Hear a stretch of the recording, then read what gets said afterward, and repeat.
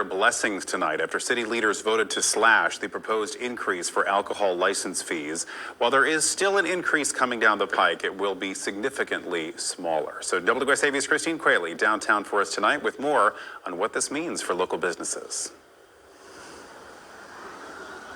So, Ben, it's Friday night, it's the holiday season, and people are certainly out and about this evening with many of these bars and restaurants packed. But going forward, owners are going to have to pay more to the city if they want to continue to serve alcohol to their customers. And even still, that increase is only about half of what was originally proposed. That's thanks to a decision that was made at a city council meeting yesterday. It just came on very quickly. They didn't give us a heads up, so I think a lot of people were shocked.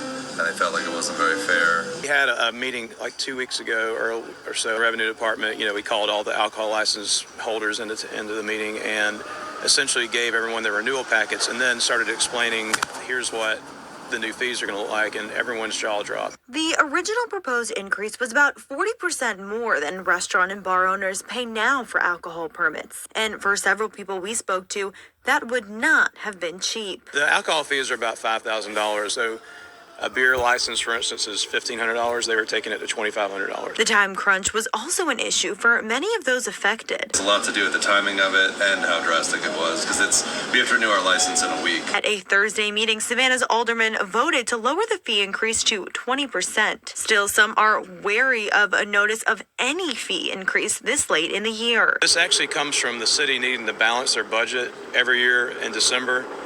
And to make up for shortfalls, they've got to find money in other places. So I think this year they just looked under a rock, and that rock happened to be alcohol licensing. City Manager Jay Melder did say at Thursday's meeting that the funds from the licensing fees go toward enforcement of alcohol licenses, not revenue. But restaurant and bar owners, especially the smaller ones, say, well, they know tourism is a large part of Savannah's economy.